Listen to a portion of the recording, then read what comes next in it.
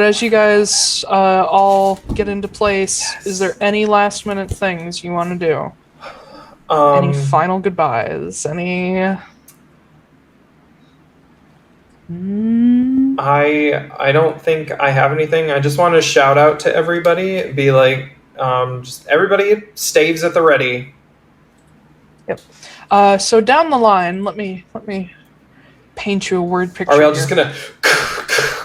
Yeah. Like they'll just pop out. Kinda.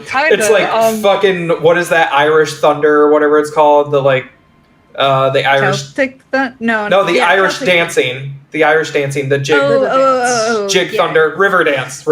Yeah. There's jig thunder. Irish jig thunder. There's a thunder dance in there somewhere. There is. Yeah. Yeah, as you yell staves at the ready, it kind of does spread out from you down the line where Kenna pulls the Vox Tide, and it's in its staff form because that's what she's always used. Haley pulls, Kenna pulls Berkana, which you see now. Berkana is this completely white birch staff with the green spear crystal perched on the end. But it's not like perfectly, it looks like a staff that's been through battle, and you can see this is a reflection of Kenna and all she's been through with the Vox Tide.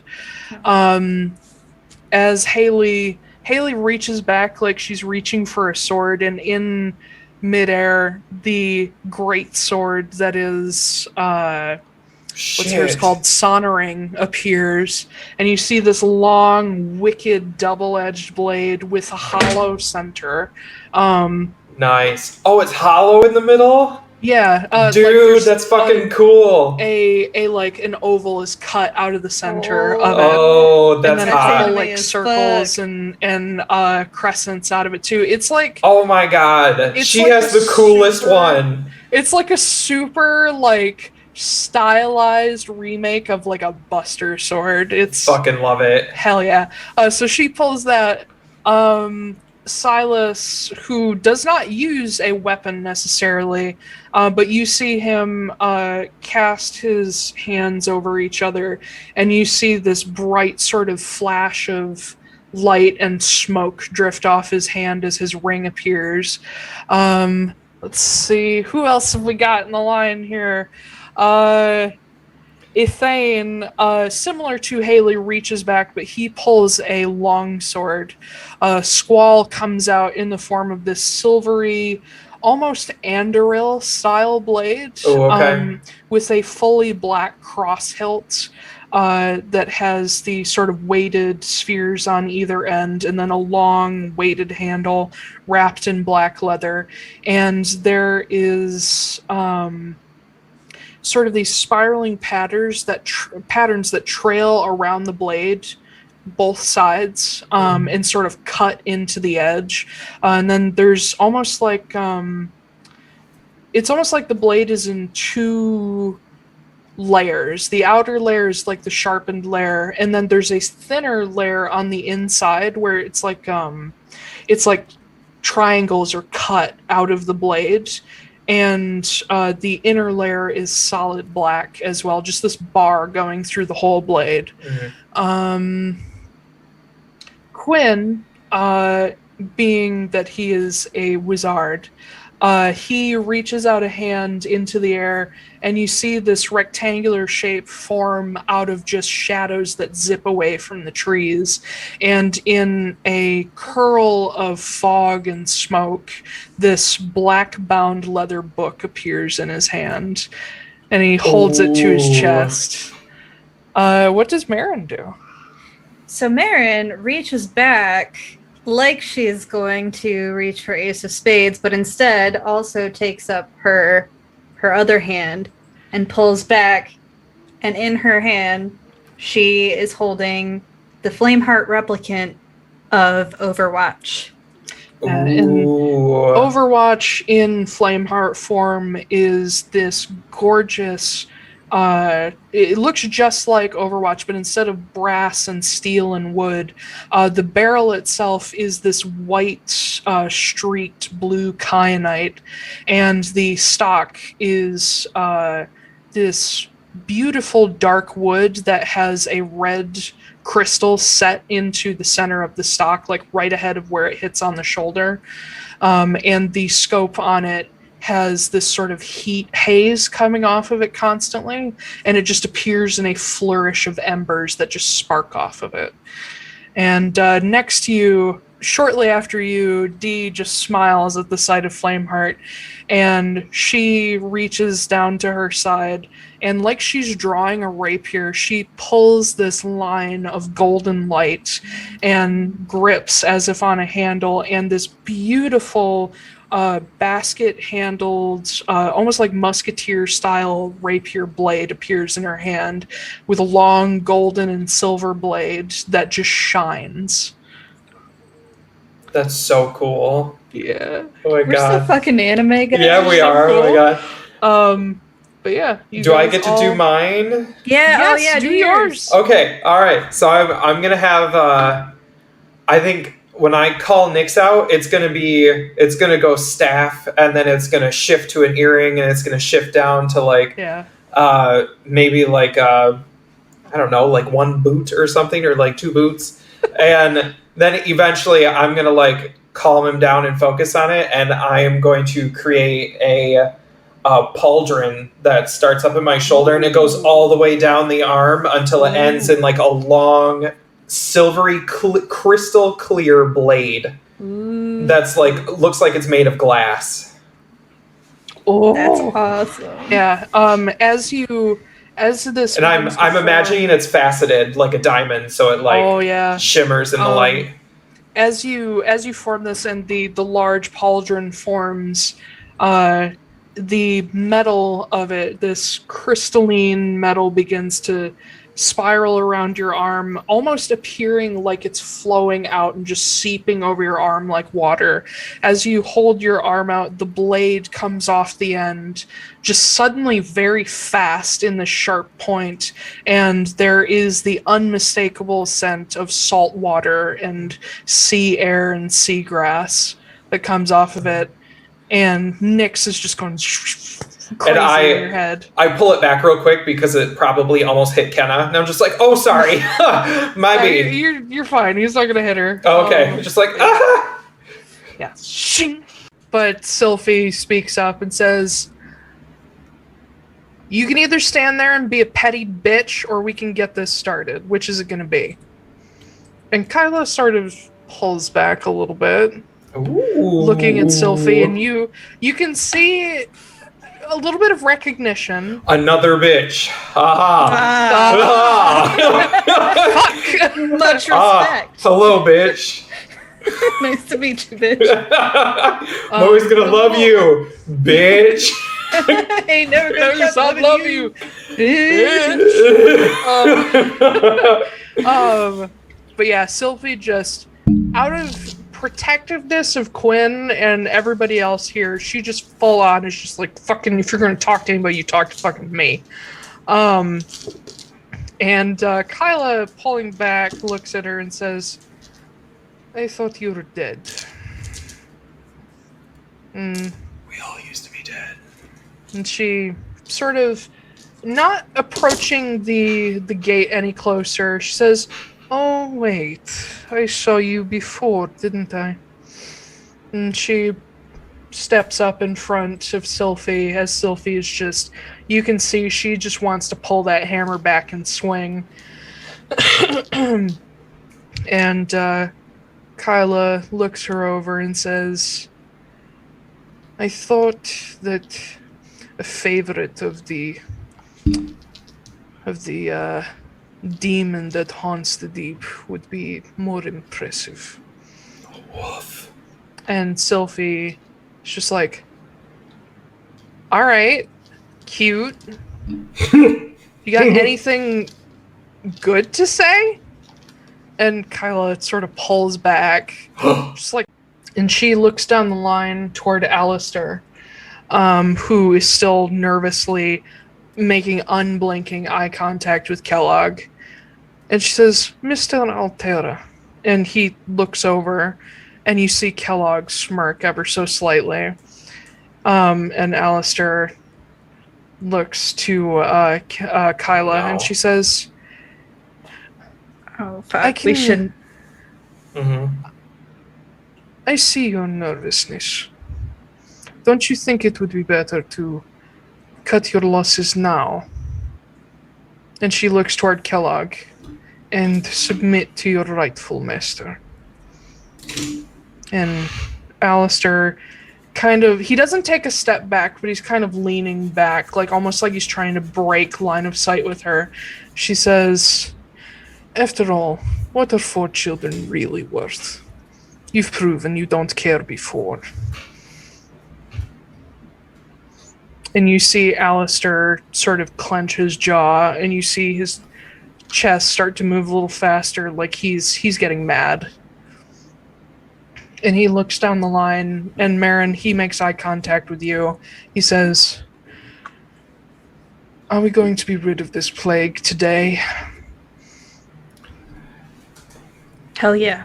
Yes, we are. And he reels back and casts the first spell. I need everybody to roll initiative. Dee's gonna cast Polymorph. Okay. I just saw Polymorph. So anything Scanlan can do, D can do it. Yeah. If she's level 16, the highest she can go is the T-Rex. Okay. But I don't know if she's seen a T-Rex before? Yes, she has. She's gonna transform into a motherfucking T-Rex. She's gonna make herself one? Yes. Alright, hold on. Let me grab the Rex. Then, as a bonus action, I'm going to take out the jade circlet that I have, and I'm going to rest it on top of Kenna's head. And I'm going to say, Ancient Brass Dragon.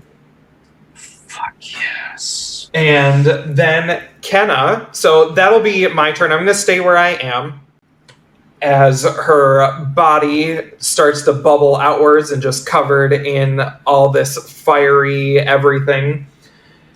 She changes into a CR20 Ancient Brass Dragon. She has 297 hit points. She can do 3 attacks, and everybody within 120 feet needs to make a wisdom saving throw. Is that for being frightened? Yes. Okay. As Kenna gets on top of the gate and digs her claws into the stone, she lowers her head as far as she can and just lets loose this just disgustingly huge just column of fire. And you watch Nikolai Beyond just incinerated completely. There's nothing left of him. Oh no. And as it hits Kyla, you hear this scream from her that sounds more frustration than pain. And then the tone of the voice shifts. Oh no. It's Olgar. It's not Olgar. You see in the fire that Kyla, Jesus, I have too many people whose names sound similar. Yes, you do. Kyla is still holding this staff, and you can see it within the fire as the staff breaks and falls apart. Ooh. And you hear the voice deepen and grow angrier and angrier as this smoky, wraith-like form just sort of explodes out of Kyla's just charred body.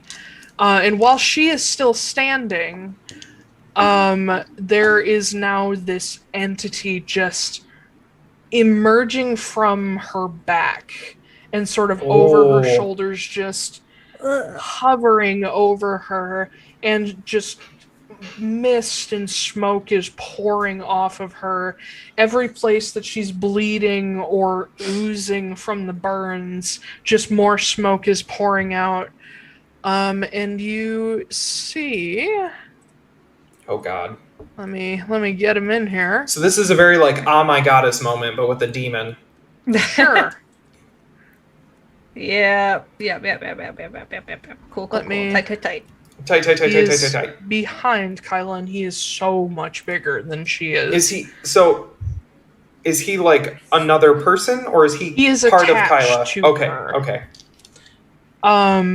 But you just see this wraith figure appear with these piercing, glowing blue eyes. And you see these huge hands land on Kyla's shoulders, too heavy, and she sort of winces. And you just hear him bellow in a number of different languages, and eventually you can hear they're all happening at once. You can pick out that he is just yelling more. More? More. Like, as in a last name more, or as in like more? You don't know. Oh no. Kyla looks bad. Good. Like she's going to collapse any second. Bad. Good. And you can see with Ulgar holding on to her and just emerging from her form, he's just taking all of her energy with him. Ew. He's waiting. Ulgar's turn.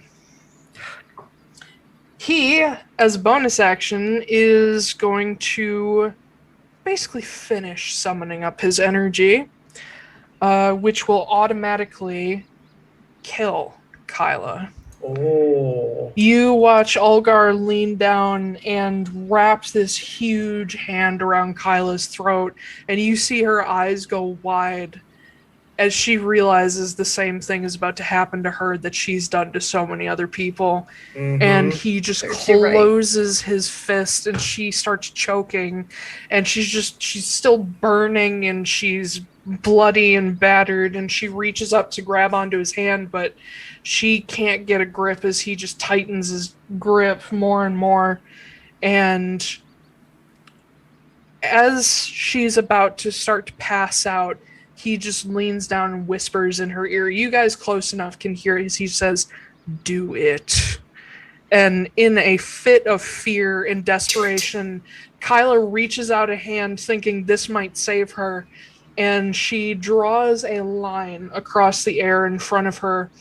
And Kit, you don't see it because you're directly above it, but Marin, you see it as this line appears across the gate and expands into this bright white light and fills up the entire circle with this strange sort of, almost like, I don't know what else to describe it as, but like a bloop. Like, you know that really weird, like, almost electronic sound? Oh yeah, I know what you're talking about. There's a specific sound, this sound that they've never been able to identify in the ocean, that they call it the bloop. Mm-hmm. It's kind of that sound, and you hear it repeat behind you 8 times. Fuck. Each gate behind that is a lighter and lighter and lighter more and more transparent. And Ulgar smiles as Kyla is like shaking, and she like turns and looks at the nearest person, which is Sylphie, almost like she's about to ask for help. And Ulgar just crushes her neck in his hands, and as she crumbles, his entire form extends out from her body, and his entire lower body is just smoke. And the rest of him is this bedraggled, skeletal Goliath wraith, just covered in rags. And he, uncaring of Sylphie, just steps through because he has the movement to get there. So, Kit, as you and Kenna get there first, y'all are met with... I imagine someone Kellogg is here for you. Yeah. Yes, as you cross over, Kellogg is standing quite patiently right there. And he is holding a faceted, clear crystal. Oh no. What is that? It's down.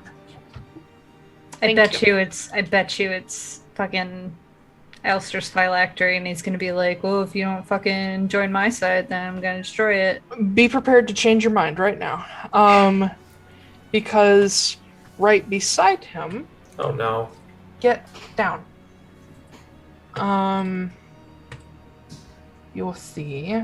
Oh no.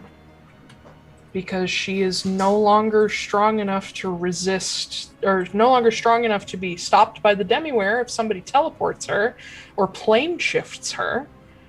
Senna. No! Oh no! Oh no! This is what I was worried about. What the fuck happened to Alsana?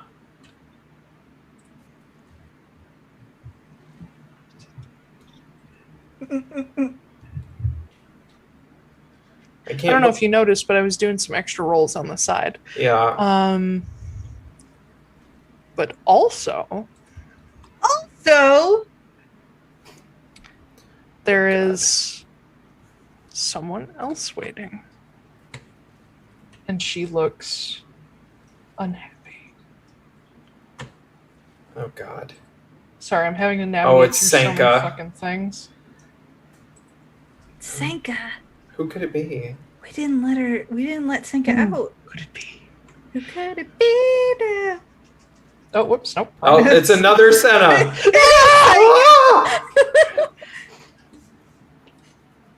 Why are there two Sennas? Is that Alsana? Is that Surmir? Atlaran. Oh no! What? You guys wanted her to be there waiting for Senna. Yes, we did. So Kit, That's someone on our side at least. As you and Kenna come through the gates, you see a strange confrontation happening in front of you as Senna, crumpled and defeated looking a shred of her former self, with a sort of glowing line tether connecting from her to the crystal in Kellogg's hand. It's the core. And in front of them, this titanic woman in not the green shoulderless gown she's normally depicted in, but a white cloak tossed over one shoulder and a full set of different sort of golds and autumn colors and oranges, all sort of put together in this mantle of armor on her, with her hair all braided to one side, full of beads and flowers, and her standing in the closest thing you've ever seen a depiction of Atlaran in garb for war, because she is against war, is the goddess Atlaran. And she is standing holding her own gnarled wooden staff beside her, that reminds you of Burkana, but more gnarled and more of a natural sort of dark, deep brown color. She is staring down at Kellogg because Atlaran stands around 9-10 feet tall. And Kellogg is holding this crystal in front of him fearlessly, staring up into the face of a goddess.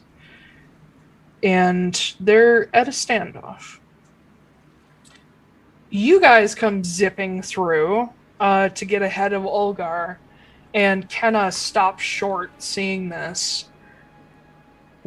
Kit, what do you do? I shout out to... Do I recognize Atlaran? Yes. I shout out to her, and I'm like, Ulgar is on his way. While you have not heard her speak yet, you see this look of fear and trauma, because she fought this creature over 1,000 years ago, I think over 2,000 years ago now. And this was the creature behind the corruption of her nephew, him murdering his sisters and mother, and Talon having to kill him. This is a creature that ripped part of her family apart. And she takes a step to the side here, still with a hand on Silas, because she realizes Silas is right up against Ilarka, and she is visibly scared for him. Oh no. So what she is going to do, because she is a benevolent goddess, she looks toward Marin, and she is going to use her turn to impose herself between Silas and Ilarka. She is going to push through and shield him and push Silas back. Ooh. And in doing so, Ilarka does technically get an attack of opportunity against Silas, but Atlaran's going to do something about that. Ilarka, this hulking lich figure who is currently just chuckling to himself because everything is going perfectly, he strikes out with this icy clawed hand towards Silas as Atlaran pushes into the way, and she casts a hand up in front of both herself and Silas and just smashes his hand away with the shield. That is 43 plus 40 damage, so 83 damage. That's a disintegrate. Casts a pale, sickly green line of energy at you. I'm still up. You're still up. All right. You know what I'm gonna do? I'm gonna do Nomira's Revenge. Ooh. Yeah, so I improved retaliation. Yeah, I get hit with that, and I hold out my hands, and I send a Hellish Rebuke in his direction. A stronger Hellish Rebuke. Yes. It's at level 6. 39 points of fire damage. Fire damage doubles. It doubles? Oh yeah, because he's the anti-flame heart. Yes. Yeah. Nice. Nice. So as he casts this at you, just chuckling, and you go to retaliate, he seems unworried until everyone sees over Marin, this masculine figure appears behind her, wreathed in flame of his own, and his features begin to coalesce into beautiful, dark, almost obsidian dark skin and a flaming mane of hair as these sort of lean, muscular arms reach around you and take hold of your own arms and help you cast this spell forward as Flameheart begins to show his true self. Ilarka is struck with just a wall of fire, and he is left almost stunned as it all clears away, and you see water dripping off of him as part of his armor is melted, and the ambient temperature just for a brief moment becomes habitable. So he is staring at the two of you, his sort of socketed eyes with the glowing blue orbs just kind of wide and just like, what just happened? That'll take us. Yeah. Yeah, as you guys are just dealing wave after wave of fire damage to him, you see his armor melting and even like just like pieces of ice over his skin melting, but the form underneath seems relatively okay still. But he is just blindsided by the amount of damage you guys are able to do to him. And he is starting to understand where most of it is coming from. Mm-hmm. As Marin, you notice him eyeing Flameheart in your hands. You notice him looking at Nyx on Kit's arm, and so on and so forth. Uh-oh. Yeah, I think he'd bother. He reaches down and grasps onto the tether line between Kellogg and Alistair. And you see him jerk it away from Kellogg and pull it in toward himself. Oh, no. And Alistair, one of two things is going to happen, and neither of them are very good. As he pulls it away, it looks like he's going to actually put it on himself, like he's trying to take over Alistair. But as he pulls it away, you see the entire tether snap. And you see something on Kellogg's back light up. And then just blood running down his back as Alistair, beyond the fire elemental, suddenly loses his breath and falls to his hands and knees, no longer tethered to his phylactery. Uh-oh. Which starts another thing. But There's with too many that, things. Ilarka effectively kills Kellogg. Yes. Bye, Kellogg. Finally, that motherfucker's gone. We can end the campaign now. We killed Kellogg. As Ilarka pulls it away and watches it shatter unexpectedly, he says, "Shame," and looks frustrated as he looks down at Kellogg, who is just... blood is pooling out of his back as something in his own body has shattered and caused massive internal damage.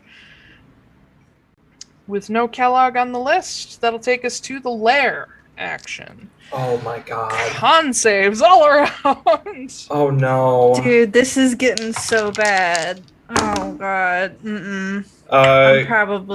I'm gonna be close to fucking down. Kit I saves. did not save. Kit saves with a 22. Oh wait, I have another Indomitable. That's better. 24. Okay. Kit saves with a 22. Don't forget to roll for D. And Oh yeah. Kenna is going to use her last legendary resistance.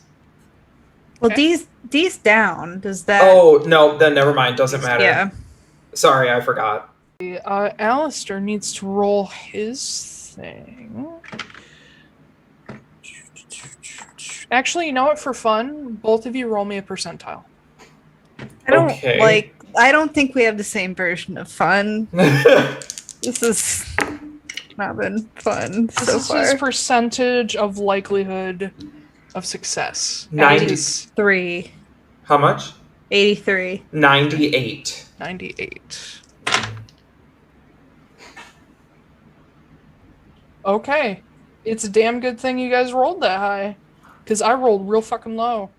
Alistair's backup phylactery succeeds. Nice. And he picks himself back up, bound only to himself. He is going to cast Blade of Disaster.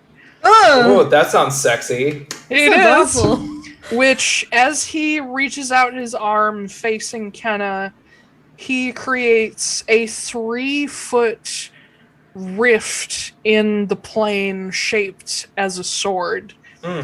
And cast a spell, make 2 melee attacks with the blade. Melee spell attacks. Each one against a creature. On a hit...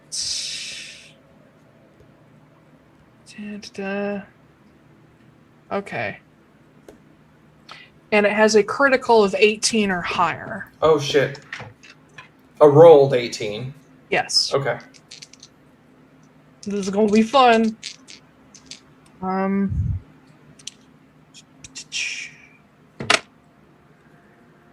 Oh yeah, I got a critical. Oh yay. What's her AC? 20. 20, so a hit and a critical.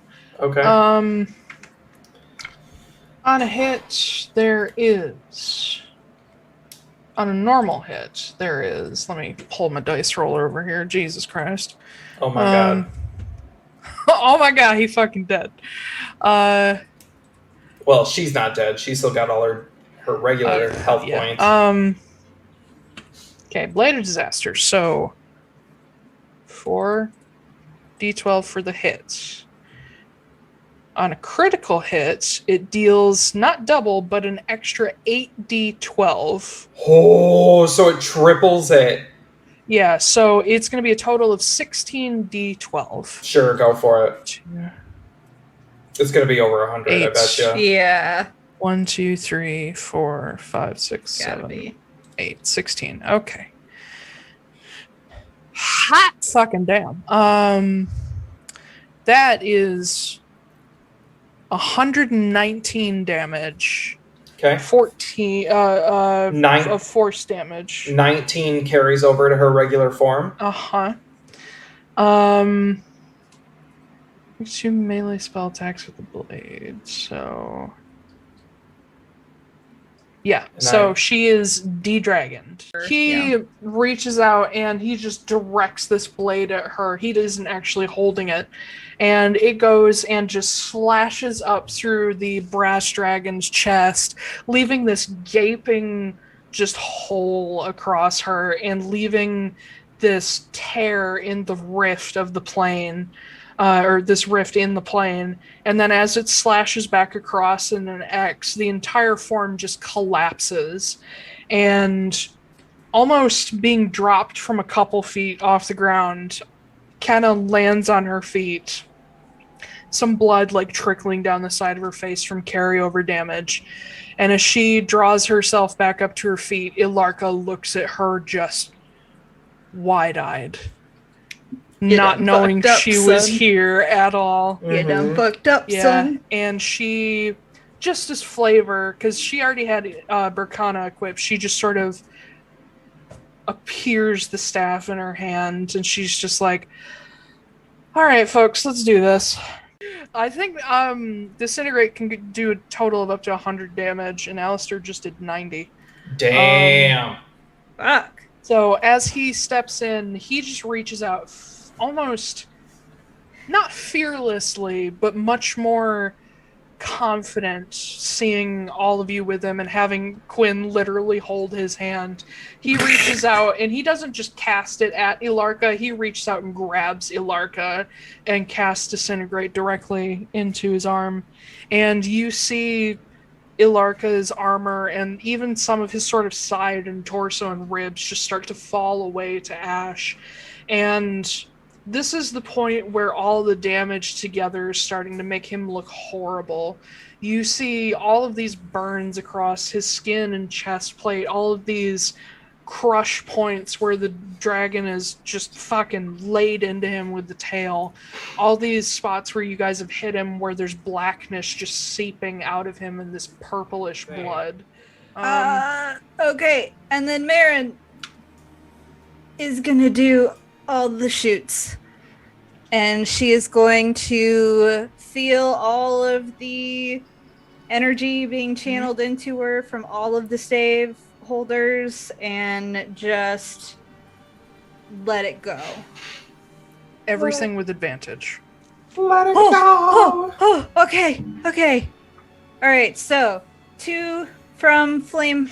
This is for the first action. 2 from Flameheart, and 1 from Ace of Spades. If I can find all of my dice. There we go. In this round, Marin has dealt... That's everything, right? Uh-huh. In this round, Marin has dealt a grand total of 296 damage. Wow! So let me tell you why I said, yeah, fuck it. You only needed to do 10. What? Oh my god!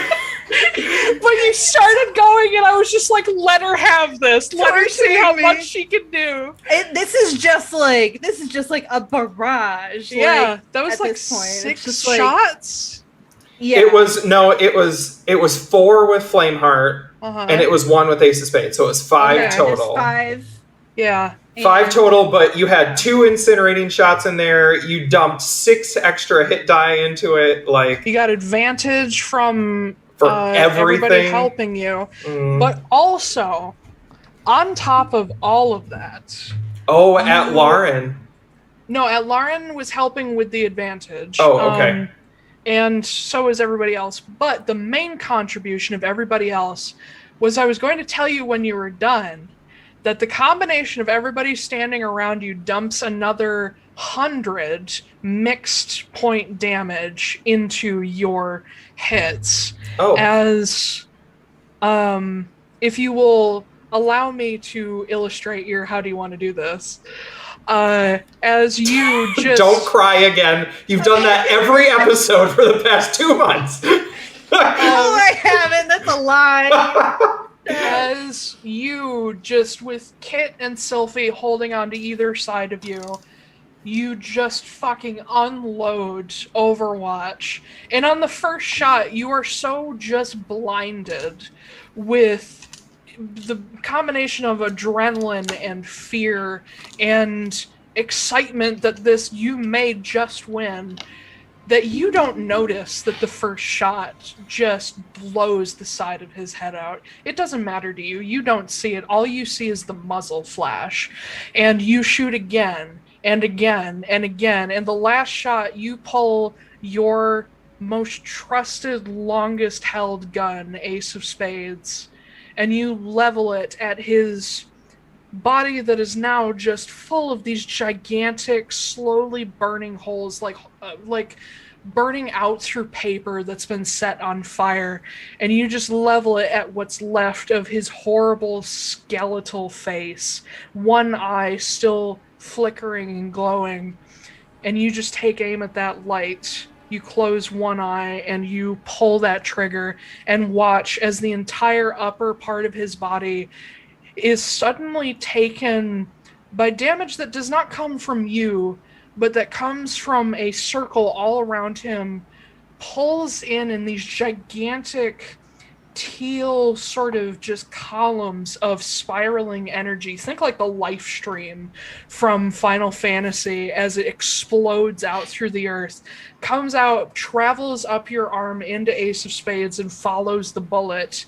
And you watch as his entire upper body is just scattered away with a beam of light that goes behind him into the distance of the astral sea. And you watch what's left from the waist down just turn to embers and then ash and then just fall away into the fog.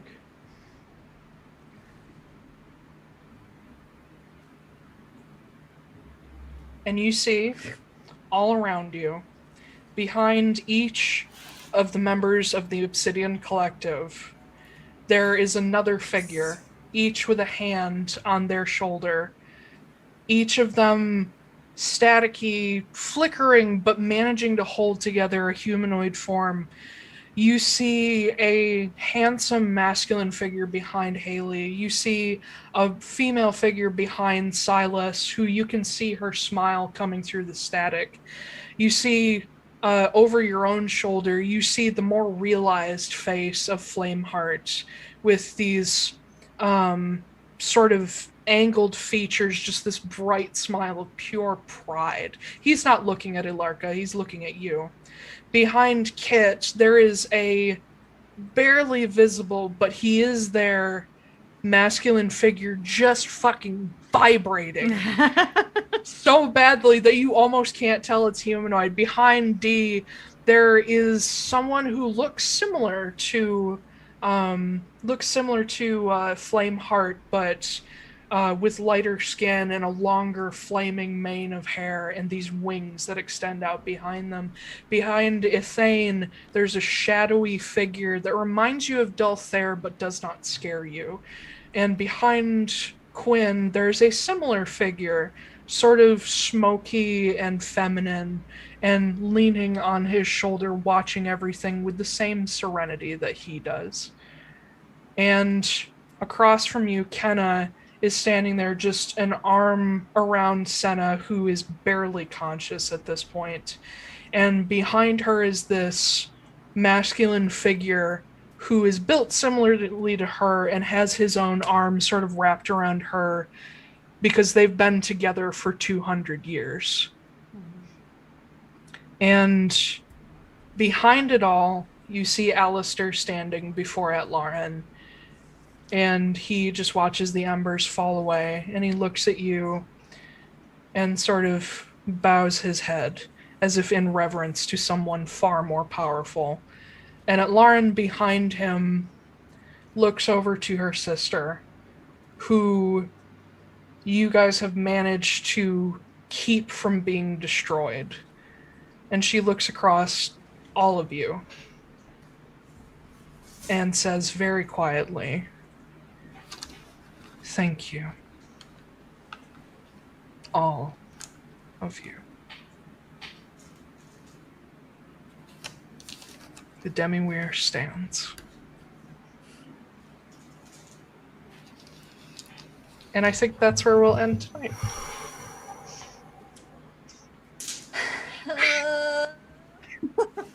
We better have leveled up. I don't know if Sure. it's gonna matter.